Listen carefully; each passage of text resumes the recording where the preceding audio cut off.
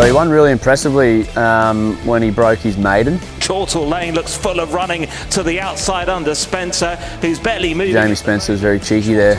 Charlie Fellows trained and he was picked up and sourced off the back of that. So always showed a lot of promise and he's continued to deliver. This is just a piece of work for CHORLTON Lane, who scores impressively on debut. It hasn't always come at once, but he's starting to put his hand up. He was tricky early days, and for a horse that wants 7 furlongs, 1400 metres, he travelled very keen, and if he didn't find a bum or a set of heels, he would over travel and just wanted to get it over and done with. So there were times where we thought, you know, he's probably more a 14, but Ciaron was very adamant to keep him to the shorter trips.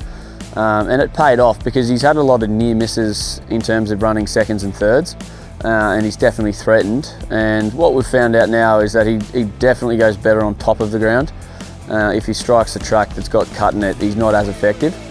But as I touched on earlier, the more racing he has and the more training he's succumbing to, then the better and kinder he is in the races. CHORLTON Lane on the far side. Electrica battled and CHORLTON Lane getting up underneath them. CHORLTON Lane's the one. Hit the front and the chest. Super helpful flooding home, but CHORLTON Lane won the chest. And that was important to get a bit of confidence because he was running well without winning, and he needed to do that to warrant coming down here.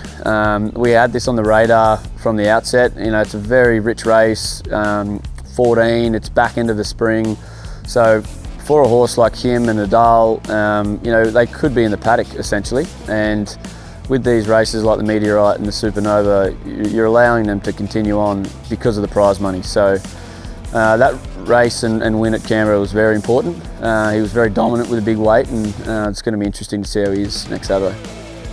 The good thing about it was that they went good throughout the trial in terms of speed. He was smothered up, had a bit of cover, and was able to roll out and do his best work late. So that's an ideal situation and how you'd like to see him do that in the race, or in the race next Saturday.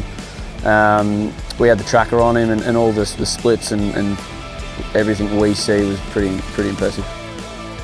Well, we're a live chance. I think we're probably going to take the top 2 chances in the race, and that'll probably be represented by the market, I would imagine. Given the way Nadal run, you would think naturally he's going to be on top in the market, but CHORLTON Lane gets a strong 7, which is proven, and that's what's required. So you're going to be arriving there on track, hoping and believing you're going to be a top 3 chance.